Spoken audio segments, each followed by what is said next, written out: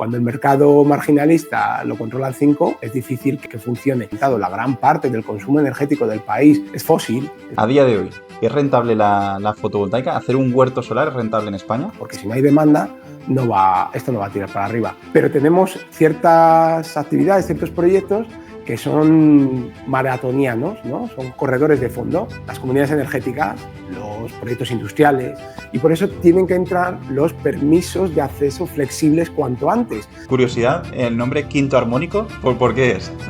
Pues te voy a contar una historia. Yo cuando empecé con todo esto... Buenas tardes, amigo energético. Vamos a empezar con el segundo podcast de la segunda edición de la charla renovable. Y en este caso tenemos un invitado de lujo, Marcos Valle, director y fundador de Quinto Armónico, una consultoría de ingeniería energética que se especializa en maximizar la eficiencia de instalaciones de energía renovable y aplicar tecnología avanzada a las mismas, y además también está dentro de la junta directiva de UNEF, que es un pilar dentro del sector renovable en España y que está comprometido con la innovación energética y la sostenibilidad. En esta conversación vamos a explorar temas como la innovación en gestión energética, desafíos regulatorios en el sector solar, oportunidades de digitalización que surgen en el contexto actual dentro de la transición energética en España y muchos temas más que seguro que te van a resultar interesantes. Así que, sin más dilación, presentar a Marcos Valle. Nada, ¿qué tal todo? ¿Cómo va? Muy bien, buenas tardes. Muchas gracias por invitarme aquí a tu casa, ¿no? Porque me he colado en tu casa. Sí, sí. ¿Qué tal todo? Por cierto, un poco, te he hecho así una presentación muy breve, pero si quieres comentar a qué os dedicáis en Quinto Armónico y un poco también cuál es tu rol dentro de UNEF, así como para empezar. Bueno, primero me presento yo soy Marcos Valles, soy un viejo de estos del sector de la fotovoltaica y las renovables en España, porque empecé en esto en 2006 y sigo en esto, ¿no? Luego además, pues eso, un viejo rockero español, porque a diferencia de otros que tuvieron que hacer un periplo por las Américas, ¿no? Cuando aquí tuvimos una travesía en el desierto, yo lo que decidí, en vez de vender los mismos servicios a nuevos clientes, intenté mantener los mismos clientes vendiendo nuevos servicios y montamos una pequeña empresa de software que daba servicios de monitorización y control a los parques fotovoltaicos. Y bueno, pues aquí llevo desde 2006, ¿no? Soy el fundador de Quinto Armónico, además ahora trabajo como director, ¿no? en este estudio, y somos una ingeniería muy centrada en la propiedad. O sea, nos gusta, bueno, nuestra misión es ayudar a los promotores, a los propietarios de los parques solares, parques eólicos o, bueno, activos de energía, a cumplir sus objetivos, que pueden ser los que sean, desde conseguir un punto de conexión o, en la primera fase, a hacer un proyecto que genere mucha energía para descarbonizarse, a conseguir unos precios estables, bueno, pues un poco lo que necesiten. ¿Y cómo hacemos esto? Pues utilizando prácticamente dos herramientas, ¿no? Que son las que tenemos, de estas dos palancas, que es el análisis normativo, que es algo que nos ha diferenciado siempre, ¿no? Somos los lectores del BOE, ¿no? Y debatidores del BOE. A veces nos han llamado electrofilósofos, ¿no? Y todo, ¿no? Por esto, y los conocimientos de los mercados, porque muchas de estas pruebas que queremos hacer las experimentamos en nuestras carnes con pequeños proyectos que desarrollamos o con los de clientes de mucha confianza que arriesgan todo para ver si esto funciona, ¿no? De hecho, seguro que habéis visto algunas locuras que hemos publicado en LinkedIn que intentamos hacer y que algunas sale bien, ¿eh? Algunas. No, qué interesante. ¿Y os enfocáis sobre todo a proyectos a gran escala, huertos solares, también autoconsumos industriales? ¿Un poco en qué segmento? No, nosotros prácticamente todo lo que hacemos ahora mismo, la carga de trabajo será un 80% fotovoltaica, un 15% baterías y un pequeño residual de otras cosas en las que está algo de eólica, algo de hidrógeno y algún proyecto de CPD, ¿no? De procesamiento de datos. Nuestra mayoría de clientes son huertos, ¿no? Utility Sí. scale de mediano tamaño, pues de entre 5 a 50 megas. Hemos tenido proyectos mucho más grandes, hemos tenido proyectos mucho más pequeños, y en autoconsumo lo habitual son autoconsumos industriales también de tamaño medio, que son más pequeños que los huertos, ¿vale? Lo que más estamos haciendo ahora, como te he dicho, es hibridaciones de parques eólicos con fotovoltaico, hibridaciones de parques fotovoltaicos con baterías y algo con CPD. y muchos proyectos de baterías standalone. Esto en fase de proyecto. Luego en fase de obra pues tenemos bastantes parques fotovoltaicos todavía que hemos acabado o que estamos acabando de licenciar, de llegar al ready to build ahora mismo. Luego comentaremos sobre el tema de la hibridación, que creo que es un punto muy importante, muy interesante, ser capaz de hibridar sistemas renovables que producen durante unas horas determinadas, como son los fotovoltaicos con almacenamiento para dotarles de mayor cantidad de horas de producción. Creo que ese es un tema muy interesante que luego comentaremos, pero un poco hilando y empezando la primera pregunta, también sabiendo que hace prácticamente un mes, bueno, un mes desde que se publica esto, fue el Foro Solar y se comentó sobre cuál era el futuro de las energías renovables, del sector fotovoltaico y de todo esto, desde tu punto de vista, desde tu perspectiva, que también has comentado que has visto todo el recorrido de la solar en España, desde 2006 hasta prácticamente ahora. A día de hoy, ¿es rentable la fotovoltaica? ¿Hacer un huerto solar es rentable en España? Sí, es rentable. Bueno, tenemos menos rentabilidad a día de hoy, o sea, que hace unos años, un par de años o tres, que tiene que ver con la canibalización, pero luego a largo plazo entendemos que va a ser rentable y que va a seguir siendo una de las inversiones más rentables que se pueda acometer, ¿no? De hecho, la prueba es que todavía los fondos de inversión no han perdido el apetito por invertir en renovables, ¿no? Sí. ¿Por qué digo que va a ser rentable? Porque evidentemente el escenario de precios tan apuntado como tenemos ahora, con esa mega curva de pato, ese cañón en el que hay una canibalización total, no va a continuar de por vida. ¿Por qué? Porque ese agujero de precios que tenemos es una oportunidad para otros y vendrán distintos proyectos, ya los hemos adelantado un poquito, distintos proyectos que se aprovechen y que permitan elevar esos precios en las horas solares para deprimirle en las otras. El futuro de la fotovoltaica sigue siendo muy prometedor.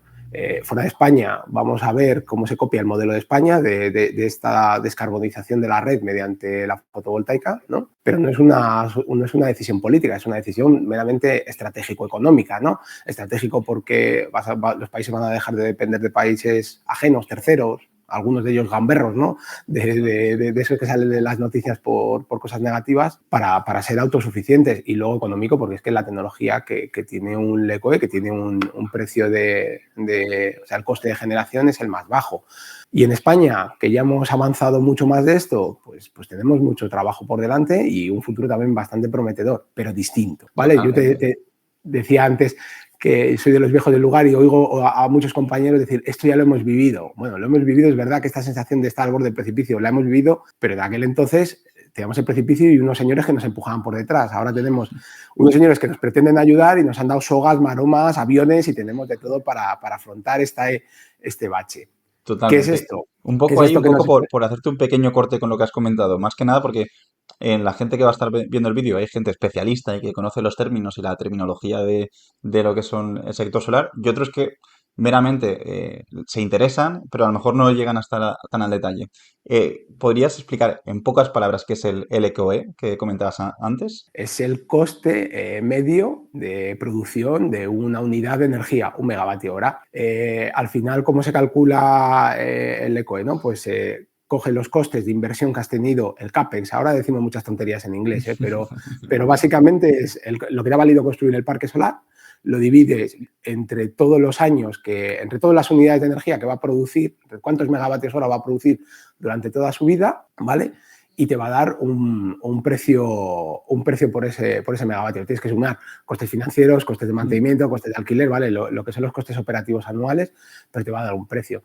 Ese es el coste, el precio de coste, lo que estimas que te va a costar producir esa unidad que fabricas. Estamos viendo cosas muy disparatadas como vender electricidad por debajo del coste. Pero bueno, Totalmente, esa sí. es la referencia y ese es el punto de no retorno que debería cualquier generador no superar. Totalmente, o sea, un poco viendo la explicación de lo que es el LCOE, es bastante obvio entender que para que una planta sea rentable, el precio de venta tiene que ser superior al LCOE. Significa, si tu LCOE es de 6 céntimos por kilovatio hora, por ejemplo, por poner un ejemplo, y estás vendiendo a 4 céntimos, en principio estás teniendo un déficit de 2, con lo cual no llegas a rentabilizar la planta. Exacto. Pero bueno, esto está sucediendo ahora, está Sí, sucediendo. creo que eso es la pregunta inicial de si es rentable a día de hoy instalar fotovoltaica en España, va un poco ligada también sobre este punto. O sea, estamos viendo un mercado marginalista, que esto lo comentaba antes también con Pedro, donde vemos que por el método de casación actual, que es un método de casación que se basa ya decenas y decenas de años atrás y se basa en cuando sí que es cierto que en centrales de carbón antiguas cada kilovatio hora o cada megavatio hora generado tiene un coste adicional, lo cual hay un coste marginalista. Ese método que quizá está entre comillas un poco anticuado repercute en que a día de hoy estemos viendo que durante las horas centrales del día hay precios de cero o incluso negativos y luego por la tarde-noche hay precios muy altos, con lo cual hay mucha discrepancia y en cierto modo esto puede llegar a dar cierta inseguridad a algunos promotores de parques o inversores que deciden poner el dinero porque no tienen la certeza a lo mejor de cuál va a ser el precio del megavatio hora. Entiendo que vosotros también dentro de vuestra parte de ingeniería y de asesoramiento a estos promotores y demás, también hacéis también análisis técnico económico de cómo puede ser la evolución del precio y cómo puede afectar esto en la rentabilidad del parque y demás. Correcto. Analizamos primero, perfilamos al IPP, ¿no? Al productor. IPP es pequeño productor independiente, ¿no? Lo llamamos, segmentamos. Entonces tenemos unos segmentos en los que le categorizamos. Hay productores que lo único que buscan es una estabilidad de precios porque a lo mejor pretenden cruzar el coste de la energía o el precio de venta de la energía con el coste de la energía que tienen en otra actividad. Un caso muy claro que un cliente habitual que tenemos son secaderos, empresas que secan cosas, generalmente pieles, y que tienen un coste eléctrico importante por los hornos. Entonces, no buscan ganar mucho dinero, sino tener una cobertura, de manera que si la electricidad sube, su precio, su actividad inicial, pues le va a subir el precio, ¿no? Lo que es el secador de pieles, pero por otro lado van a ganar más con los parques. Con eso no hay que hacer mucho más, simplemente quedarse abiertos y es algo muy sencillo. Pero luego tenemos otros clientes que a lo mejor, que a lo mejor no, que lo que buscan es una estabilidad de precio. Entonces, lo que les preparamos son PPAs, fórmulas de PPA, ¿no? De precios seguros. Ahora mismo es verdad que está complicado lo de obtener un PPA porque el precio se ha deprimido tanto en las horas solares que conseguir los PPA, Pay as Produce que teníamos antes son complicados. Un PPA es un contrato de precio cerrado. Yo vendo la electricidad y me pagan un precio que hemos pactado durante lo que dure este contrato. Pay as Produce es yo, el comprador de la energía, compro toda la energía que produzcas y te pago por todo lo que produces. Eso ahora mismo está más complicado y estamos llegando a fórmulas de perfil solar, que es en la que el generador declara cuánto va a producir en cada hora del día, de todos los días del año, y todo lo que exceda, toda esa energía que genere fuera por encima de la energía que ha declarado, tendrá que venderla al mercado. Y si por un casual tiene una avería o el día sale peor de lo que pensábamos y produce menos, pues tendrá que acudir al mercado a comprar la electricidad para entregarla a la contraparte. Bueno, esas fórmulas son más complicadas, pero también las estamos haciendo y es una manera de conseguir ciertas coberturas y cierta estabilidad. A largo plazo vemos que los proyectos siguen siendo rentables. Ahora mismo, por ejemplo, en este año 2024, el acumulado más o menos de una instalación solar al sur, fija, ¿no? Que son las más, no son las más comunes, pero son las de los parques pequeños, que son a lo mejor los más débiles a esta canibalización de precios, ¿no? Ha capturado más o menos 31, 32 euros el megavatio hora en lo que lleva acumulado de año. Es poco, pero esto da una rentabilidad de más del 5, del 6%, con lo cual este año se puede aguantar, que decir, vale, es poca rentabilidad para lo que se esperaba de un activo con este nivel de inversión y este nivel de riesgo, pero los proyectos no van a caer, o por lo menos de momento no van a caer. Y ahora lo que hay que hacer es cruzar fuerte los dedos para que hagamos todos nuestro trabajo y aparezca demanda, porque si no hay demanda, esto no va a tirar para arriba. Primero necesitamos, yo digo que hemos hecho una montaña con la fotovoltaica, una montaña de arena, ¿no? Yo cuando tengo niños pequeños, vamos a la playa y hacemos una montaña de arena. Ahora lo que toca es, sobre todo con baterías, con un rastrillo extender esa arena y conseguir que esos precios, que es una montaña invertida, esos precios bajos, pues se extiendan a las horas que son más caras. Y también incentivar el consumo, porque el futuro de la fotovoltaica sin consumo no va a haber. Totalmente. Si es que yo estaba viendo un poco el gráfico actual de consumo energético en España y creo que únicamente, igual me bailo un poco el dato, si no lo pondré luego correctamente en la edición, pero creo que el dato correcto es que el 24% de la energía total consumida en España es eléctrica, es decir, de toda la energía primaria que se consume, el 24% es de origen eléctrico. Hola amigo energético, hago esta pequeña interrupción para hablarte de Neolux Energy, la empresa que está patrocinando este vídeo y que trae ofertas muy interesantes para estas navidades que te comento ahora a continuación. Y esta es la mega oferta que tiene Neolux para estas navidades y tiene tres soluciones soluciones diferentes. Una solución de menor tamaño que es la Solar Compacto, que te ofrece sencillez para un autoconsumo eficiente y que puedes conseguir o puedes obtener desde únicamente 2.999 euros más IVA. De esta forma podemos tener una instalación fotovoltaica de en torno a 3,4 kilovatios pico en potencia en paneles con un inversor de 3 kilovatios nominales que nos va a permitir tener ahorros significativos en la factura de la luz. Pero si quieres algo ya más premium y que también te permita disponer de almacenamiento, además también con los módulos top del mercado, podríamos irnos a esta segunda solución, que estaría por 6.999 euros y que nos incluiría 14 paneles fotovoltaicos de la marca Aico, que son los paneles solares más eficientes del mercado y que tienen una eficiencia del 23,6%, con una potencia pico de 445 vatios, y además nos incluiría un inversor híbrido S-Energy de 6 kilovatios nominales. Además es inversor híbrido, con lo cual nos va a permitir incluir el módulo de almacenamiento de SL Energy de 5 kilovatios nominales de potencia y 5 kilovatios hora de almacenamiento. Y luego por último tendríamos esta última oferta, un pelín más económica, que no incluiría almacenamiento, pero que también iríamos con los paneles fotovoltaicos de Aico. Tendríamos los 14 paneles fotovoltaicos de Aico más un inversor de la marca Solís de 6 kilovatios nominales.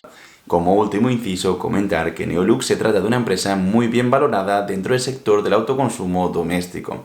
Si quieres saber más información de las ofertas de Neolux, te recomiendo ir al link que te dejamos aquí abajo en la descripción o en el primer comentario fijado. No me enrollo más y continuamos con la charla. O se consume en formato eléctrico. Con lo cual, lo que tú trasladas o lo que tú comentas es muy importante. Ya únicamente aumentar la demanda energética, sino aumentar la demanda eléctrica.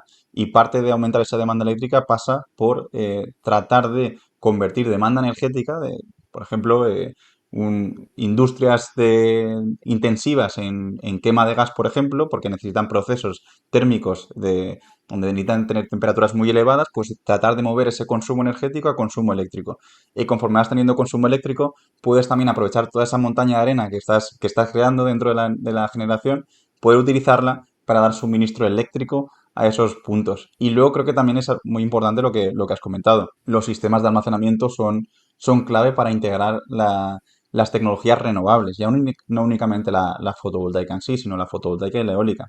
Principalmente pensando también, mi perspectiva, mi punto de vista es que los sistemas de almacenamiento son importantes, son interesantes y que deberían ser casi parte de la estructura de la red eléctrica. Es decir, cuando tú quieres poner o cuando tú quieres llevar suministro energético, suministro eléctrico a un pueblo lejano o a una casa que no tiene red, tienes que crear esa red. Y la red es una necesidad para que cada kilovatio hora pueda llegar a ese pueblo o a esa vivienda o a esa lo que sea. Si tú quieres tener capacidad como país de integrar mucha más renovable dentro de lo que es el mix eléctrico, es necesario de que hayan sistemas de almacenamiento que te lo permitan, para justo lo que tú comentas. Al final, la idea es que todo lo que produces por el día, porque tienes mucha fotovoltaica y por suerte en España tenemos mucho sol para producir muchísima electricidad, tengas capacidad el ejemplo o el símil que dabas tú era muy bueno. Oye, esta montaña vamos a diversificarla para que vaya un poco a compás de la demanda eléctrica que tenemos. Creo que ahí es un tema muy importante. Vosotros estáis trabajando en soluciones de almacenamiento, ¿no? Me comentabas. Sí, pero al final esto forma parte, a veces parece, o alguien denuncia o dice que la transición ecológica, la transición energética que estamos acometiendo es desorganizada y no está planificada. No es cierto. La primera fase del plan, por lo menos en España, se ha llevado a cabo de una manera muy eficiente, que es la descarbonización de la red eléctrica. Casi el 50% o más del 50% de la energía que se inyecta a la red es de origen renovable, que es algo maravilloso. Habría que seguir descarbonizando, ¿no? Habría que seguir consiguiendo que este porcentaje fuera mayor. Para conseguirlo necesitamos los sistemas de baterías que desplacen la energía renovable a las horas que no hay. Lo bueno es que además de una descarbonización con un fondo ambiental, ¿no? Un fondo de subsistencia de la especie humana, vamos a decir así, detrás hay también un interés económico. Lo que he dicho al principio, es la tecnología más barata y además nos dota de independencia y seguridad del suministro, ¿no? ¿Esto qué es? Una señal. Esto es una señal que atrae inversión. Primero atrae inversión, primero no, yo creo que es en paralelo. Inversión que permite descarbonizar otros procesos, porque lo que tú bien has comentado, la gran parte del consumo energético del país es fósil, y vía manguera, vía gasoducto, Eso tenemos que conseguirlo pasar al enchufe y no hace falta hacer muchos esfuerzos porque simplemente la posibilidad de ahorrar costes lo va a traer, ¿no? Y por otro lado tenemos el incentivo que supone de industrias electrointensivas o actividades electrointensivas que quieran implantarse en países en que la electricidad es muy barata. Y por eso tenemos ahora lo que han llamado el boom de los CPDs, ¿no? España está en un sitio estratégico. La mayoría de las comunicaciones, de telecomunicaciones entre América y Europa pasan por España o próximas a España. Es un sitio ideal para montar centros de procesamiento de datos que son picadoras de energía. Entonces, están aprovechando para ello. El futuro de la reindustrialización de España, no solo trasladando consumo fósil a lo eléctrico, sino también creando nuevas industrias, nuevas actividades industriales, pasa por la fotovoltaica. Si no hay fotovoltaica, no habrá nada de esto, o si no seguimos implantando fotovoltaica. Ahora mismo parece que tenemos un problema de tope con los accesos y conexiones, no tenemos más enchufes. Bueno, eso si quieres hablamos ahora más en detalle, pero se irán creando a medida que se cree demanda, a medida que se descarbonicen otros procesos que se electrifiquen otros procesos que ya de facto estarán descarbonizados por conectarse a la red y a medida que se implante nueva industria. Nosotros ahora mismo estamos trabajando, como te decía, en muchos proyectos de baterías, que era un poco lo que me preguntabas. No vienen tanto impulsados por una estrategia, sino más por una necesidad. Los proyectos renovables fotovoltaicos tienen un gran apuntamiento, una estrategia para protegerse de apuntamiento es la diferencia entre el precio medio del mercado y el precio que captura un fotovoltaico. Porque te hagas una idea, decía antes, más o menos la fotovoltaica ha capturado 31, 32 euros megavatio hora este año. No recuerdo la cifra del precio medio, pero seguro que son 60, 65 euros el megavatio hora. Entonces, esa diferencia de precio es lo que deprime el mercado, la propia fotovoltaica, que es bueno, está baratando, pero seguimos teniendo ahí unos picos. Para conseguir subsistir estos proyectos que a lo mejor no encuentran un contrato que les compre la electricidad a un precio estable y alto, pues muchos de estos desarrolladores, muchos de estos proyectos están hibridando. Hibridando es acoplar, ¿no? Acoplar unos módulos de baterías. Incluso hay proyectos en los que se están desarrollando baterías bastantes, standalone, baterías independientes, que pretenden absorber esa energía en horario fotovoltaico, que es muy barato, comportándose estas baterías como consumidores, guardando esa electricidad y liberándola en los momentos en los que el precio es más caro, de manera que en los momentos que el precio es más caro bajará el precio porque estarán entregando energía casi barata, y en los momentos que el precio es bajo subirá un poquito porque aparecerá algo más de demanda, de manera que esa curva de pato, ese cañón, se irá aplanando. Esto es una gestión que se llama gestión económica, el arbitraje, ¿no? Hay varios mercados de arbitraje. Esto sería lo más común. El propio mercado nos está llevando a ello. El mercado marginalista tiene ciertas deficiencias, pero es cierto que es por lo menos lo estamos viendo que se autorregula de una manera fantástica, sobre todo cuando hay muchos actores jugando en él. Cuando el mercado marginalista lo controlan 5, es difícil que funcione. Pero en este caso, la fotovoltaica está experimentando, vamos a decirlo así, un valle de la muerte, ¿no?, de precios. Pues la fotovoltaica solo va a poner las soluciones porque el mercado marginalista lo permite. ¿Y crees que dentro de que la fotovoltaica sea el futuro, porque esto, por ejemplo, en zonas, no recuerdo si es en República Dominicana o en Puerto Rico, por cada planta fotovoltaica que instalas, la planta debe estar hibridada ya? O sea, es decir, si instalas, por ejemplo, una planta de 50 megavatios, tiene que venir con un 30% de capacidad para 30 minutos y un tanto por ciento para una hora, para 2 horas. Con el objetivo ya de dotar a la planta fotovoltaica de mayor flexibilidad y que esa flexibilidad no venga derivada de tener que hacer un clipping y reducir o tirar, entre comillas, la potencia que tienes disponible. ¿Tú crees que sería viable o interesante que los nuevos sistemas de fotovoltaica o las nuevas instalaciones fotovoltaicas tuvieran que venir sí o sí? Más que sí o sí, o fuera recomendable o interesante que vinieran ya hibridadas con sistemas de almacenamiento, ya bien sea desde corriente continua o en el punto de corriente alterna, para poder dotarles de mayor flexibilidad y quizá permitirles más ingresos económicos porque pueden decidir cuándo inyectar la energía a la red y cuándo no. Igual a lo mejor en el momento que la electricidad es de 0 euros, como comentábamos antes, no les interesa inyectarlo a la red y dicen, oye, yo lo que estoy generando me lo almaceno en las baterías y luego en el momento de alta demanda energética y poca producción, que el precio ahí sí que me va a subir, ya decido libremente inyectarlo hacia la red.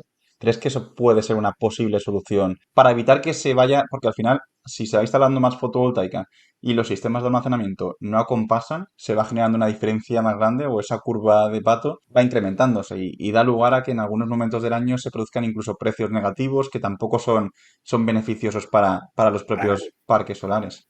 No sé si la solución es imponerlo, ¿no? Como están Ya, haciendo claro. otros países. Pero es cierto que todos los proyectos vamos, todos los proyectos, una gran mayoría de proyectos están pensando en hibridar. Podemos hablar luego de si la normativa actual potencia o permite una hibridación de una manera simple o no, que yo creo que no, deberíamos mejorar algo.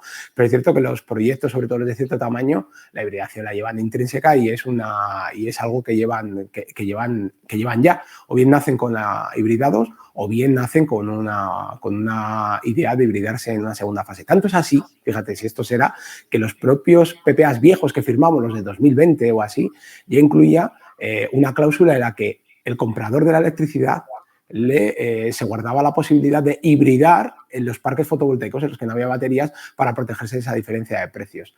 Tanto es así que las propias subastas que está preparando el Ministerio, subastas de precios, ¿no?, en las que va a comprar la electricidad a un precio fijo a los promotores, ya les incluye la exigencia de hibridar los parques. La hibridación es muy buena para todos, la hibridación con baterías me refiero. Es muy buena para el propio parque porque se defiende de las horas de mayor apuntamiento, porque guarda parte de la energía, toda la energía, y luego la libera más tarde.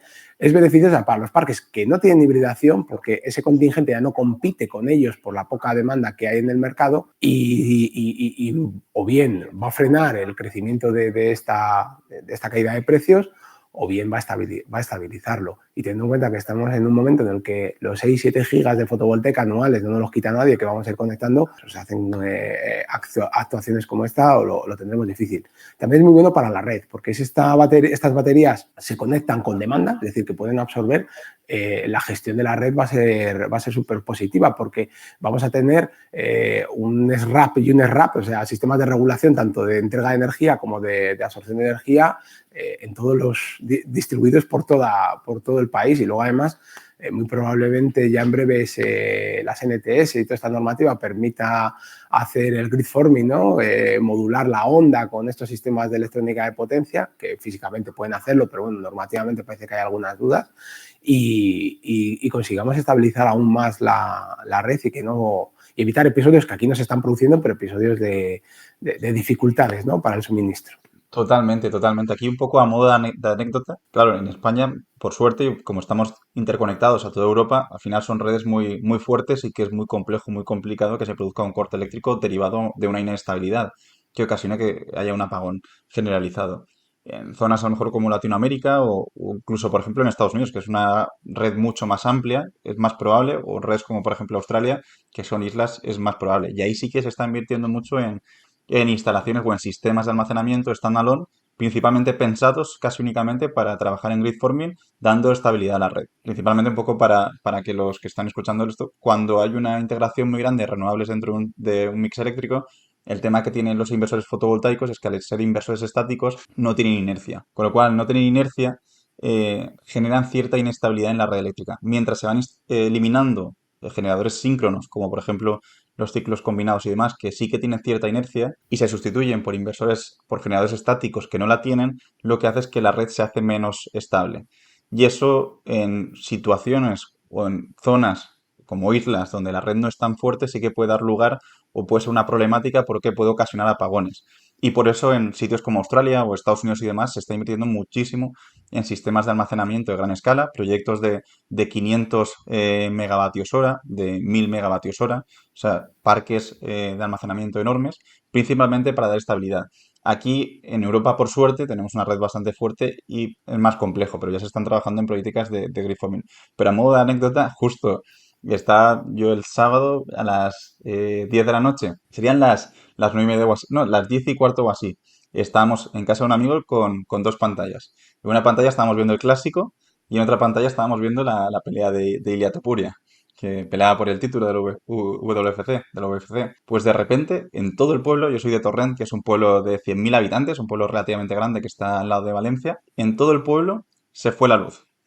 y nos perdimos justo 2, 3 minutos muy interesantes pues, a modo anecdótico, pero del clásico y de la pelea de Topuria por la revalidación del título, que incluso en redes fuertes puede darse y muchas veces, en este caso no sé cuál fue el motivo concreto, pero muchas veces es derivado de inestabilidades de la red que si no hay sistemas fuertes que permitan dar soporte a esa misma red, como puede ser, por ejemplo, los sistemas de almacenamiento, con servicios de frecuencia, servicios de grid forming, inercia virtual y demás, puede dar lugar a problemas. Y en Europa, por suerte, todavía no estamos en esa situación. Pero sí que es cierto que quizá dentro de unos años, si no hemos sido capaces de adecuar las redes eléctricas con sistemas de almacenamiento como los que tú comentabas, podríamos llegar ocasionalmente a tener problemas de inestabilidad de red o de apagones por no haber adecuado correctamente la red. Pero nada, a modo de anécdota quería comentarlo porque justo fue casual que estábamos viendo el clásico y estábamos viendo en una pantalla clásica y en otra pantalla la pelea de Topuria y justo ocurrió a la vez. Pero para potenciar estos sistemas debemos cambiar las soluciones de remuneración que tienen estos proyectos, porque ningún promotor, o sea, o bien los proyectos de almacenamiento se promueven directamente por el gestor de las redes de transporte, el gestor de la red de distribución, o bien si se pretende que, como toda la generación, que caiga en manos de particulares o empresas que lo promuevan, deben tener un mecanismo de retribución de estas soluciones, de estas mejoras que aportan para todos. Ahora mismo, una batería que se ponga, voy a poner un standalone para que sea más claro, una batería aislada. Lo único que por lo que puede tener remuneración es por el arbitraje, es decir, por la energía que compre, por la que vende y porque le puedan activar en alguno de la banda secundaria y la banda terciaria, que son servicios de ajuste, pero que van a ser cosas residuales en cuanto al precio. Necesitamos que aparezcan ya, iba a decir una palabrota, los mercados de capacidad y que esto despegue. Es cierto que al nivel que se está implantando la fotovoltaica, como he dicho antes, el precio va a seguir deprimiéndose, en horario de la hora de la cena, el precio va a ser muy alto y el arbitraje puede que tenga sentido en 2025 y que los proyectos sean rentables, los proyectos de batería sean rentables por sí mismos. Pero ¿cuánto va a durar esto? Porque estamos hablando de que el apetito inversor o las necesidades de inversión que se están lanzando en cuanto a baterías, este apuntamiento le van a destruir o le van a moldar y van a necesitar otras vías de remuneración. Por lo tanto, necesitamos los mercados de capacidad, que parece que ya a principios de 2025 los tendremos. Que bueno, que estoy diciendo que tendremos un apuntamiento muy alto y que va a haber un arbitraje, pero 2025 va a ser un año cargadito de agua. Vamos a ver cómo se comporta la hidroeléctrica, si ese agua se va a vender a precio de agua o se va a vender a precio de gas buscando la oportunidad en las horas. Vamos a ver cómo casan. El año que viene es este año ya lo ha sido, ¿no? Este año ya hídricamente ha sido bastante Sí. superior a años anteriores, ¿no? Según tengo entendido y demás.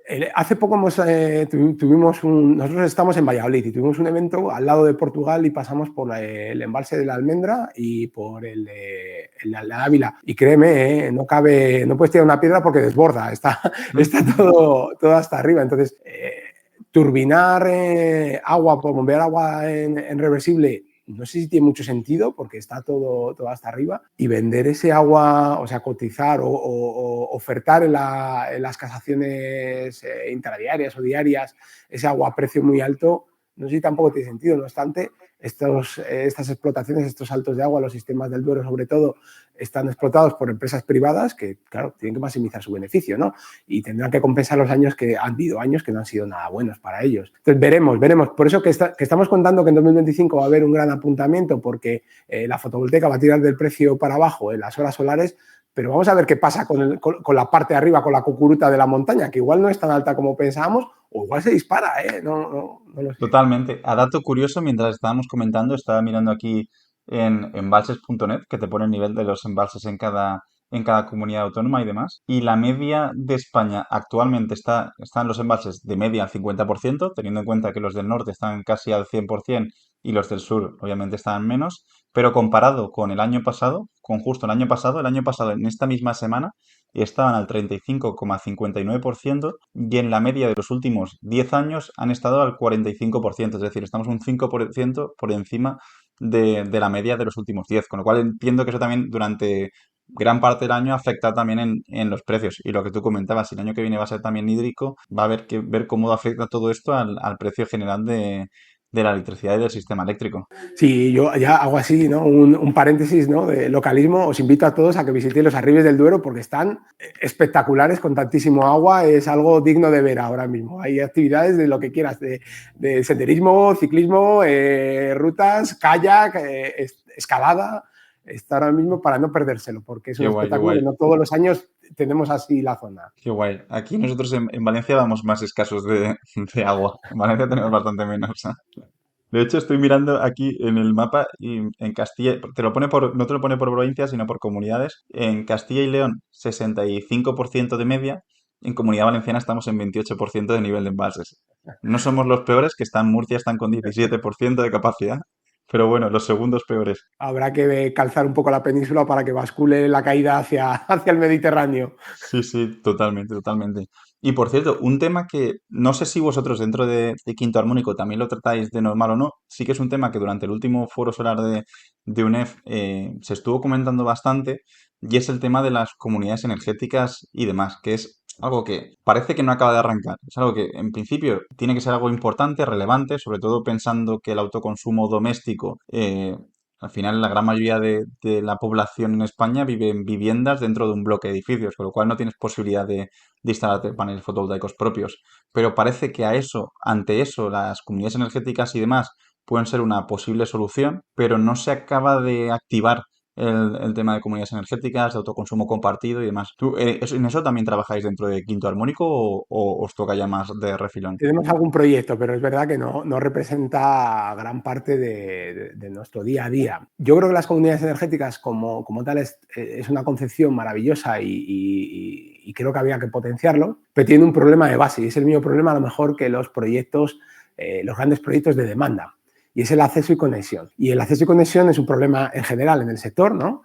Pero es mayor problema para ciertos tipos de proyectos, porque el acceso y conexión es una fase, acceso y conexión es conseguir un enchufe, y realmente es la parte más importante de un proyecto energético, ya sea de consumo, ya sea de generación. ¿Por qué? Porque es competitivo, es la única fase del proyecto, de todo el desarrollo que es competitivo. El primero que llega, se lo queda. Pero tenemos ciertas actividades, ciertos proyectos que son maratonianos, ¿no? Son corredores de fondo. Las comunidades energéticas, los proyectos industriales. ¿Por qué son maratonianos? Porque la comunidad energética tiene que encontrar los consumidores que la formen, tiene que encontrar dónde va a hacer la generación, tiene que poner a todo el mundo de acuerdo, tiene que encontrar un marco de gestión de esa comunidad. Voy a hacer una cooperativa, voy a hacer una sociedad, voy a hacer una... Tiene que encontrarlo. Y un proyecto industrial igual, un proyecto industrial tiene que ver dónde se ubica, ver si tiene acceso con carreteras, proveedores, el marco laboral para ver si puede contratar a toda la gente. Son corredores de fondo, son maratonianos. Y el acceso y conexión, según está ahora mismo preparado en España, según son las reglas del juego, son 100 metros lisos, son para sprinter. En Quinto Armónico somos los mejores sprinters del mundo, pero es verdad que solo tiene cabida para proyectos que están muy tipificados, que el business case, que el modelo de negocio es muy claro, que no tienes miedo a lanzarte sin tener todas las variables controladas.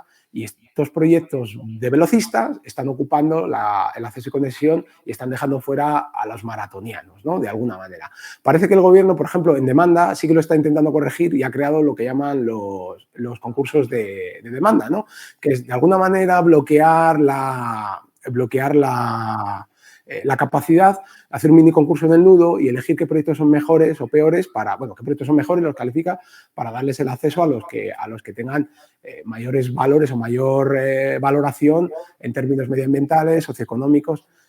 Pero en mi opinión, eso no está bien hecho del todo y sigue teniendo mucha más ventaja los velocistas que los maratoneros. De hecho, he escrito este fin de semana un artículo que espero que en breve veáis publicado, no voy a decir dónde porque todavía no lo tengo claro, pero lo he enviado hablando de esto, ¿no? de los velocistas y los maratonianos. Es un problema y no es un problema, pero bueno, si queremos tener una planificación energética y queremos priorizar ciertos proyectos o cierto tipo de proyectos, tenemos que entender su idiosincrasia, qué les pasa y tendremos que darle las herramientas adecuadas para que esos proyectos accedan a la red. Pero no obstante, el problema de base de todo esto no es si son velocistas o maratonianos. Es que si estamos pretendiendo hacer una transición a lo eléctrico de todos los procesos, en el que la red eléctrica supone, ¿cuánto has comentado antes? El 5% del consumo energético del país. Sí, el No podemos... 25% es eléctrico. ¿El? El 24% del consumo primario es eléctrico, creo, más o Pues no menos. podemos pretender traer el 75%, casi el 75% del consumo a la red y mantener el nivel de inversiones que estamos haciendo en la red eléctrica. Es que no tiene cabida. La red eléctrica ahora mismo, ¿quién hace inversiones en la red eléctrica? Las distribuidoras y el transportista.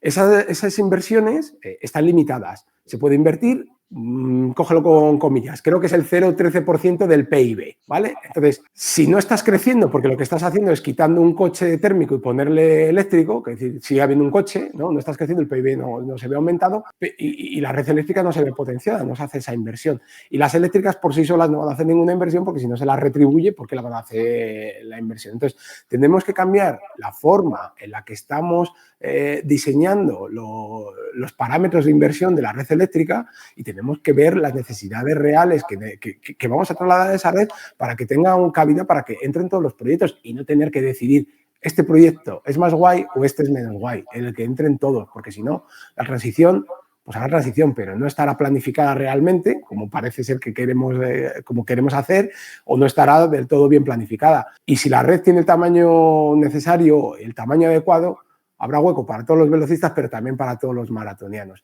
Y ese es el problema que yo creo que están teniendo tanto los proyectos de demanda más lentitos, porque son más complejos, pero también las comunidades energéticas, que por concepción son una solución sobre todo para el pequeño consumidor en entornos urbanos o periurbanos, pero que tienen un gran problema. Tienen un gran problema por eso, por la dificultad de acceder al enchufe. Totalmente. Ahí creo que, bueno, primero es muy importante lo que tú comentas, una remodelación completa de lo que es la red eléctrica. Según estoy leyendo aquí en los objetivos del PNIEC, estoy buscándolo así rápido, creo que para 2030 se busca una electrificación que alcanza el 34% del consumo energético total, es decir, el 34% del consumo de energía en España sea eléctrico. Con lo cual estamos hablando de aumentar un 10-11% prácticamente en 5 años, ya casi. Pero un 10-11% del total. El consumo eléctrico Ya, casi aumenta un 50%, porque pasas del 20 y tantos claro, al 30 y tantos, un tal cual. 50%. Y luego tenemos un problema, ¿no? Porque si tú dimensionas, vamos al ejemplo del consumo, que se ve mejor. Tú aparece un nuevo consumidor, una electrolinera, ¿no? Y le conectas a la red eléctrica. Necesitas tener esa capacidad disponible, pero esa capacidad estaba ya ocupada por los otros consumidores. Vale, diremos, es que la generación deslastra de alguna manera esa necesidad energética que puede tener la red. Pero claro, si estamos en un ámbito en el que la demanda necesitas garantizarla 24/7 y la generación 24/7, son dos redes casi en paralelo, o sea, tienes que ampliar la red. Y por eso tienen que entrar los permisos de acceso flexibles cuanto antes. Gente que se pueda desconectar de la red si suceden circunstancias como la de, pues hoy no tenemos generación eléctrica. Y para eso necesitamos un marco regulatorio que lo potencie y que lo permita. ¿Cómo sería eso? ¿Puedes detallaros un poco más? O sea, Pues lo vamos a de... poner un ejemplo con una batería. Una Vale, batería es lo más fácil porque es consumidor y generador y es el ejemplo más claro. Yo solicito dos ejemplos. Solicito acceso y conexión para mi batería, una batería aislada, una standalone, en Madrid, en el centro de Madrid, ¿no? Allí, ¿qué problema tengo? Tengo capacidad para generar, o sea, no voy a tener ningún problema para entregar la electricidad, pero no voy a tener capacidad para consumir. ¿Por qué? Porque ya está saturado, ¿no? Y voy a hacer lo mismo en Urueña, el pueblo más bonito de toda España, que está aquí en Valladolid. Ahí hay capacidad para consumir, porque es un pueblo de la España vaciada, pero no tengo capacidad para generar porque hay bastantes parques eólicos y fotovoltaicos alrededor, ¿no? ¿Qué pasa con esto? Si solicito hoy, me van a denegar el acceso, porque no tengo uno de los dos, me falta. Pero con una solicitud o con una concesión de acceso flexible, se podría permitir diciéndome, vale, no tengo ningún... Bueno, por cierto, esto no tiene ningún sentido, porque cuando la batería en Madrid consuma, va a ser cuando no haya consumidores, porque se va a poner en contra de los parámetros del mercado, porque cuando todo el mundo está consumiendo la electricidad es cara. Entonces, cuando todo el mundo esté consumiendo, la batería va a entregar energía. Y cuando todo el mundo esté generando, o en este caso haya poco consumo, la batería se comportará como un consumidor, de manera que dotará de estabilidad la red. Y lo mismo pasará en Urueña en el ejemplo. ya sé por dónde vas, sí. Pero entendiendo la red tal y como está, de 24/7, todo el mundo tiene derecho al acceso, Se van a denegar los permisos porque le va a faltar uno. En cada sitio le va a faltar uno. En Urueña le va a faltar el permiso de generación y en Madrid le va a faltar el permiso el acceso y conexión de demanda. Con una solución flexible en la que digas, no tenga usted problema en Madrid, va a conectar la batería, podrá inyectar energía siempre que desee, pero consumir solo si se dan ciertas condiciones. Que el nudo esté al no sé cuánto por ciento, que se den ciertas condiciones. Entonces, ese proyecto podrá entrar y muy probablemente funcione. Y en Urueña lo contrario. Pero es que tiene sentido. En Urueña va a entregar electricidad cuando los generadores no generen y va a consumir electricidad cuando los generadores generen, que será cuando sea más barato. Y esto se aplica a muchos modelos. La batería es lo más claro, pero se aplica también a muchos modelos. De hecho, por ejemplo, los centros de procesamiento de datos podrían tener accesos flexibles, porque hay centros de procesamiento de datos que no necesitan estar 24/7 conectados. Tenemos procesamiento de datos para inteligencia artificial que que podría funcionar con unas horas al día, de mining, que está un poco denostado, pero bueno, de mining, para temas de algoritmizado de imagen de videojuegos, otros centros de procesamiento de datos, ONEDGE para Netflix, que son buffer para Netflix, para Amazon, para que todo vaya un poco más ligero. Esos centros de procesamiento de datos no necesitan estar conectados a la red 24/7. O sea, se les puede dar un acceso flexible y que se puedan conectar. Pero tenemos un problema de marco normativo. Para hacer esto, tenemos primero que aprobar la circular de acceso y conexión de demanda, que se ha aprobado recientemente, pero que tiene unos plazos que, bueno, el día que se ha aprobado hemos brindado todos con champán y lo celebramos, comimos pinchos de tortilla, pero luego cuando se te baja la euforia y empezamos a hacer la lectura detallada de los plazos que esto tiene, que bueno, ya los conocíamos porque venía en el borrador, pero descubres pues que esto, me vas a permitir, es un bluff, ¿no? Entra en vigor el 25 de enero del 25, se ha publicado ahora, creo que ha sido en septiembre o a primeros de octubre. Necesitamos que haya un desarrollo de unas especificaciones de detalle, luego además las eléctricas tienen que preparar unos procedimientos que debe aprobar la CNMC. Vamos, que hasta final del 25, primeros del 26, esto no va a funcionar.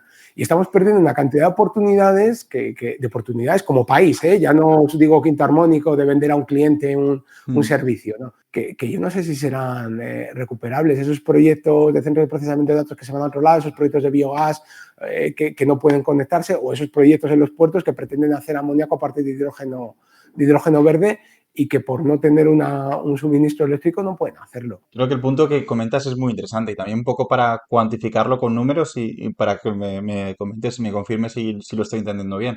O sea, al final, el punto de acceso flexible sería que la batería que está en Ureña, que tú comentabas, sin el punto de conexión de Ureña, en inyección hay un límite de 10 megavatios, por poner un ejemplo, y resulta que ese límite de 10 megavatios lo ocupa una planta fotovoltaica de 10 megavatios. La planta fotovoltaica de 10 megavatios llega a producir, hipotéticamente, en condiciones ultra ideales, 10 megavatios a mediodía del día de verano. Sin embargo, el resto de horas no está llegando a los 10 megavatios. Tú lo que propones es, oye, a las 12 del mediodía no vas a tener el acceso a los 10 megavatios, pero a las 12 de la noche, que no hay ningún otro generador, sí que vas a tener un contrato de acceso flexible que te va a permitir inyectar los 12 megavatios con la batería. Y lo contrario en Madrid. Si tienes 10 megavatios de demanda y resulta que la demanda de los 10 megavatios se cubre durante las horas, ponle por ejemplo a las 9 de la noche de la cena, sin embargo, a ti cuando te interesa absorber energía con tu baterías en momentos de poca demanda energética, vas a tener disponible 3, 4, 5 durante X horas al día. Lo cual sería un poco flexibilizar, ¿no? Cuándo puedes y cuándo no puedes inyectar o absorber. Esa es la teoría de cómo se proponen los accesos a la red de manera flexible.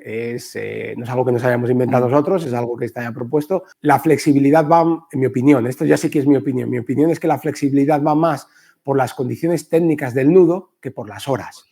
Porque en Urueña lo que diremos es, usted podrá inyectar toda la capacidad que quede disponible tras la entrega de los generadores, independientemente de las horas. Y en Madrid usted podrá demandar toda la energía que quede disponible tras priorizar los consumos. Lo que se haría por horas, en mi opinión, yo lo llamaría permisos de acceso acotados, porque encima van a ser fijos durante toda la vida del proyecto y no van a permitir modularse. Si a mí me dicen que yo puedo consumir de 12 a 2, pues de 12 a 2, pase lo que pase. Y a lo mejor sucede que cierran la fábrica de al lado y queda disponible capacidad. Yo creo que debemos ir a algo más de flexibilidad. Es cierto que estas soluciones van a dar una inestabilidad, una inseguridad económica a los proyectos porque puede que no sepan que no sepan Ya. cómo se van a rentabilizar porque no saben cuántas horas van a operar. Pero pienso que esta puede ser la vía para estirar el chicle, hacer la red, permitir más conexiones en la Sí. red con lo que tenemos, ¿no? Que es el primer paso, porque todo esto que he comentado antes de vamos a aumentar las inversiones, hay que ser realistas, no lo tenemos en 2 años. En 2 años no hemos puesto ni un transformador nuevo. Entonces, lo primero es eso, vamos a estirar el chicle, vamos a utilizar como decía mi abuela, una economía doméstica, vamos a reutilizar lo que tenemos y luego, y en paralelo vamos a pensar en invertir, pero el corto plazo es eso. Sí, no, yo creo que, de hecho, además, estuve en el evento de Energiar de septiembre y en el de Foro Solar de UNEF, y en ambos vino no sé si fue en ambos o uno de los dos, pero vino un representante de Red Eléctrica, y sí que comentaron que había destinada cierta inversión para aumentar la red en los próximos años. Lo único que eso es una cosa es lo que se dice y otra cosa es la realidad. Y un poco hilando con esto del acceso, en Portugal, si no tengo entendido mal, no es necesario pedir acceso y conexión cuando es menos de 1 megavatio el proyecto o algo así, ¿puede ser?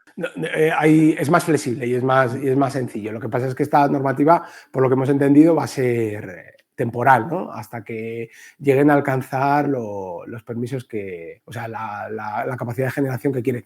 Portugal lo que están viendo, que es lo mismo que nos está pasando en España, es que la mayoría de proyectos o la mayoría del volumen de generación está ocupado por grandes proyectos que vienen de corporates, ¿no? Muy grandes, corporaciones grandes, y que en muchos casos, no voy a decir que vienen de fuera, porque el dinero yo creo que ya no tiene nacionalidad, hay dinero de todas partes, ¿no? Pero no está en manos de los industriales locales. Entonces, se está dando una pequeña ventaja, lo que decía antes de los velocistas y los maratonianos.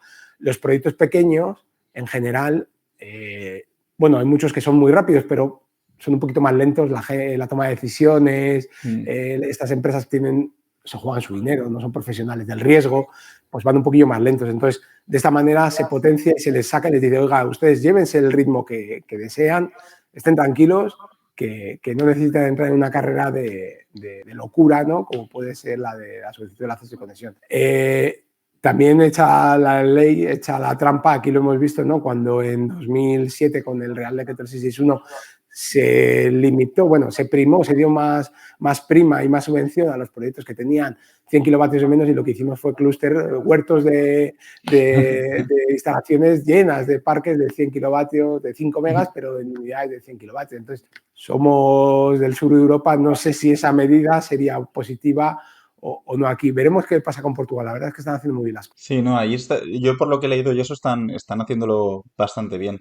Aquí, más o menos, también un poco se replica en los parques de 5 megavatios, ¿no? Y como 5 megavatios o menos eres tipo B, 5 megavatios, o sea, más de 5 megavatios eres tipo C, y ya te aplican unos requisitos a nivel de inyección de corriente radiactiva en huecos, respuesta ante frecuencia y todo esto ligeramente diferente. También se ven muchos parques que son de 5 o parques que son de Pero 50. la clave es que en península, si pasas de 5 megavatios, la distribuidora tiene que informar a la eléctrica aguas arriba, que es red eléctrica, y los nudos están, a la altura de red eléctrica, están colapsados. Entonces estamos viendo mogollón de proyectos de 5 megavatios diseminados por todos los lados. De hecho, se generaba un problema, la que has dicho de huecos, de tensión y tal, se generaba un pequeño problema porque la norma decía que esa información que había que hacer a la eléctrica aguas arriba estaba limitada a 5 megavatios de potencia nominal. Potencia nominal es la máxima de los inversores habitualmente en un proyecto fotovoltaico. ¿Qué sucedía? Pues todo íbamos a 5 megavatios. Decíamos un proyecto de 5 megavatios con 5 megavatios de inversor y 5 megavatios de vertido, lo cual nos imposibilitaba luego cumplir con las NTS porque no teníamos capacidad para hacer la reactiva. Entonces, hacíamos soluciones creativas, pero bueno, la mejor era reducir un poquito la potencia de vertido, o bueno, aumentar la potencia del inversor, pero haciendo una argumentación normativa porque aumentamos la potencia del inversor, pero no queríamos aumentar la potencia nominal. Esto con la circular de la 1 del 2024 ha cambiado. Ahora a red eléctrica hay que informarle no por la potencia nominal de la instalación, sino por la potencia del vertido, la potencia de acceso, la capacidad de acceso. Entonces, Es que 5 megavatios. es lo que tiene sentido. O sea, si tú declaras que vas a inyectar 5 megavatios, los inversores ya se autorregulan para no inyectar más. Yo es que, como además yo trabajo en Pobletronics, que fabricamos inversores grandes, o sea, nuestros inversores son de hasta 4,4 megavatios de potencia nominal. Claro, se da una casuística bastante común que cuando clientes venían a comprarnos inversores, hace unos años sobre todo, cuando eran un pelín más pequeños los nuestros, iban a comprarnos inversores y a lo mejor ofertábamos un inversor de 3,8 megavatios y uno de 2,4, por ejemplo, que sumaban 5,6 o 5,4, lo que sea, y nos pedían declaraciones o que cambiáramos la ficha técnica de la potencia nominal limitada o que hiciéramos declaración de conformidad de que ese inversor iba a estar limitado por hardware y por software a X potencia y que en ningún momento va a superarla. Cuando era una auténtica chorrada, el inversor ya dinámicamente, según la consigna que tiene, va a alimentar, o sea, va a limitar su potencia, pero tú quieres limitarla en el punto de conexión. Si tienes una planta de 5 megavatios en el punto de conexión y limitas tus inversores a 5 megavatios nominales, es que no vas a llegar a dar 5 megavatios en el punto de conexión, primero por las pérdidas de la propia planta y porque encima, si tú luego tienes que garantizar que tienes que dar un 30% de reactiva, o sea, era un poco una limitación un poco tonta, chorrada. Nosotros desde el punto de vista de fabricantes de inversores lo veíamos un poco una bastante chorra desde ese punto de vista. También ahora lo que estamos esperando o que deseamos es que se cambie el criterio de... Hay que poner unas garantías económicas, unos avales para las solicitudes de acceso y conexión. Esos avales siguen marcados o cuantificados por la potencia instalada. O sea, por la potencia instalada que la potencia nominal, ¿no? Que coincide. Con lo cual, un proyecto que vas desarrollándole durante unos años, vas cambiando el modelo del inversor y te va variando esa potencia y te toca ir molestando a la Caja General de Depósitos, a tu compañía de seguro caución, para que te vaya actualizando porque tienes 5 kilovatios más, 5 menos. Entonces, tampoco tiene mucho sentido. Lo ideal sería fijarlo por la capacidad de acceso a la red, el precio que sea, más caro, más barato, pero dejar de marear porque la verdad es que nos genera bastantes incomodidades este asunto. Sí. Eso, por ponerte un ejemplo, incluso en Australia, por ejemplo, el tema está en que hay un proceso de simulaciones dinámicas de la planta que se extiende mucho en el tiempo. Entonces, desde que empiezas un proyecto hasta que lo acabas, igual pueden pasar casi 2 años. Con lo cual, tú haces el inicio del proyecto, se basa en hacer unas simulaciones dinámicas de toda la planta para comprobar que con lo que has dimensionado, lo que has diseñado, cumplirías con el comportamiento y con los distintos requisitos de código de red. ¿Qué pasa? Que durante esos 2, 3 años que pasan hasta que se va a poner en marcha la planta, hay un periodo de evolución donde el fabricante normalmente descataloga inversores antiguos y los cambia por inversores más nuevos, más potentes, con nuevas funcionalidades y demás. ¿Qué ocurre? Que una vez tú has remitido a la utility, al TSO de allí, la simulación dinámica de la planta, con unos inversores en concreto, no puedes cambiarlos. Con lo cual, te encuentras en que a lo mejor cuando se va a hacer el proyecto a fecha 2025-2026, tienes que instalar unos inversores que son de 2022 o 2021 y no puedes instalar la última versión. Primero, no puedes cambiar esos inversores por los de otro fabricante. Pero es que también dentro del propio fabricante no puedes cambiarlos por un modelo más moderno. Con lo cual, obligas al fabricante de inversores a mantener una línea productiva de inversores descatalogados y encima obligas a la planta a instalar inversores que no son los más modernos que podrías instalar. O sea, podrías instalar inversores de mayor potencia, reducir el número de inversores, porque la relación euro-vatio es inferior y podrías hacer el proyecto mucho más económico. Pero son cosas a Aquí nivel... nos sucede algo parecido porque no llegamos a ese extremo, evidentemente, pero cuando tú consigues el Ready to Build, consigues autorizar un proyecto para construir y luego te pones a construir, descubres que el proyecto que has autorizado está todo descatalogado, no lo encuentras en el mercado. Entonces, buscas soluciones equivalentes o realmente buscas las soluciones más óptimas, ¿no? Lo que hay en el mercado, que es lo mejor, y descubres que has hecho un proyecto nuevo que se parece como un huevo a una castaña del que tenías autorizado. Y empiezas ya a leerte el artículo 115 del Real Decreto de 1955 a ver qué es modificación sustancial y qué no. Porque dependiendo de los cambios que introduzcas, te tocará reiniciar el trámite administrativo, todo, nada, un poco o mucho. Y no hablo en términos de impacto ambiental, hablo solo de los parámetros más importantes como etapas de potencia, etcétera, etcétera. Entonces, esto es un debate que tenemos aquí muy a menudo con los promotores porque tienen que decidir si prefieren perder un poco más de tiempo, que suele ser a veces unos meses, ¿no? Retramitando o directamente ir a construir, a lo mejor no con lo más óptimo. Y luego, bueno, pues además se dan las circunstancias de que hay ciertas comunidades autónomas que han sacado unos decretos propios que suelen ser todavía más restrictivos que los del propio Real Decreto del 1955 del año 2000. Por ejemplo, aquí en Castilla y León tenemos el Decreto 46, que es una batalla que tenemos diariamente con los proyectos que tenemos aquí. ¿Qué dice el decreto 46? El decreto 46 limita el tipo de modificaciones que puedes hacer en un proyecto autorizado. Entonces, lo que dice primero define qué es modificación sustancial y qué no es modificación sustancial, ¿vale? Y en ese que es modificación sustancial, pues requiere de tramitar la autorización administrativa previa. La autorización administrativa previa es casi volver a la casilla de salida y va a llevar unos cuantos meses porque requiere informaciones públicas, tal. Si no es modificación sustancial, lo que hay que evaluar es si la modificación es susceptible de requerir una autorización administrativa de construcción nueva, que lleva un tiempo pero no es exagerado, o directamente podrías meterlo en la autorización de explotación final. Pero claro, hay términos tan vagos como que se haya modificado los elementos, que se haya modificado la naturaleza de seguridad de la instalación. Pues yo qué sé, si paso de 600 voltios, por ejemplo, en baja tensión a 800, ¿lo he modificado?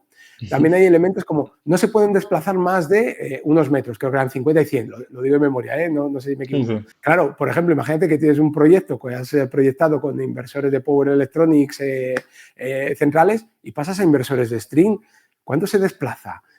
¿Cómo va esto? O que decides, porque tu proyecto iba hibridado, que el transformador de potencia tenga dos secundarios para conectar por un lado la batería y por otro lado el transformador, por un tema de seguridad, por un lado la fotovoltaica y por otro lado la batería, por una decisión de calidad, operatividad, añades una segunda etapa, con lo cual sería modificación sustancial. Entonces, andamos ahí con esos tirallas flojas de que en muchos casos heredamos proyectos que han desarrollado otras empresas y que compran clientes nuestros y que tenemos que optimizar. Pero la solución que construimos muchas veces no es la más óptima, no es la más óptima a nivel constructivo, es la más óptima en un mix de economía, operatividad y tiempo para llegar al COD, que es a la fecha de operación comercial en la que empezamos a vender electricidad y a ganar dinero. Y en muchos casos a cumplir ciertos compromisos, porque hay clientes que tienen compromisos de venta de electricidad, bien porque hayan sido adjudicatarios de una subasta, o bien porque tengan un PPA firmado, o bien porque les empiezan a vencer las letras de la financiación y tienen que generar para poder Hay que ingresar y tienen que ingresar, sí. Por cierto, una última pregunta para acabar, y creo que esto ya es más curiosidad. El nombre quinto armónico, relación, ¿por qué es? Pues te voy a contar una historia. Yo cuando empecé con todo esto, que estaba ya en renovables, trabajaba en la delegación de Circutor en Valladolid. Circutor es un fabricante de equipos de medida y equipos de control y de análisis, ¿vale? Me trataron fantástico. Un saludo, Rubén, y a toda la gente de Circutor de Castilla y León. Y aprendí mogollón, sobre todo de tema de calidad de red y de medida, ¿no? Una de las cosas que hacíamos era la industria. Cuando integraban renovables, aparecían problemas de armónicos, porque los inversores de antaño tenían filtros o funcionaban de aquella manera. Y uno de los trabajos que más me gustaba, yo he trabajado mucho en corriente continua porque trabajamos en los parques diseñando equipos de medida, ayudándose a legalizar, etcétera, etcétera. Y bueno, pues me gustaba mucho y manejaba muy bien los equipos de medida. Entonces, pero una de las cosas que hacíamos también era, con los analizadores de redes que teníamos, ir a industrias o ir a parques en los que empezaba a aparecer corrientes armónicas, distorsiones armónicas. ¿Por qué? Porque montaba alguien una fotovoltaica en su industria y empezaba a disparar todo. Montaba una fotovoltaica, un pequeño huerto solar en la campa de atrás, como eran muy pequeños, y empezaban a disparar las protecciones, ¿no? Entonces íbamos con unas maletas gigantes en las que iban esos analizadores de redes. Yo entonces tenía 20 y pico años y me flipaba y me creía un cazafantasma entrando, ¿no? a salvar el mundo. Y empecé, bueno, siempre que teníamos un problema gordo de una industria, el causante era, lo tengo aquí, el quinto armónico, ¿no? El quinto armónico. Entonces empecé a escribir un blog que iba de calidad de red, que se llama Quinto Armónico, y cuando creé la empresa, bueno, la empresa inicialmente no se llamaba Quinto Armónico, tenía un nombre muy malo, pero cuando empezamos a darle empaque a esto de las redes sociales, en 2018, crear un departamento de marketing, me dijeron, oye, Marcos, el nombre que tenemos es una castaña, hay que pensar en otro. Y no dudé, dije lo de Quinto Armónico, los de marketing me dijeron que sí íbamos a ser afinadores de pianos, pero yo les dije, no te preocupes, que esto, la gente que tiene que entenderlo lo va a entender. Y bueno, creo que ha sido un éxito porque parece que todo el mundo del sector sabe un poquillo de qué va y te posiciona como lo que realmente somos, gente que controla de esto y que controla hasta las raíces del origen de todo lo que pueda acontecer en el sector renovable, ¿no? En el sector Totalmente. Ahora, el tema de armónicos evoluciona tanto que a nosotros nos piden, como fabricantes de inversores, hasta que pasemos los interarmónicos. O sea, ya no los armónicos bueno. O sea, hasta los interarmónicos tenemos que enviar en Australia, en algunos países así, nos piden hasta ¿Pero tienen armónico de problemas 9 con los kHz. interarmónicos ellos? ¿O porque entran ciertas resonancias? Entran ciertas resonancias y demás. Entonces, por ejemplo, en Reino Unido nos piden, aparte de los 50 primeros armónicos, que son los que piden aquí también en España, los 100, piden hasta el armónico número 100, pero es que en Australia piden hasta el armónico 9 kHz, hasta el de 9 kHz, con lo cual, o sea, es un tema que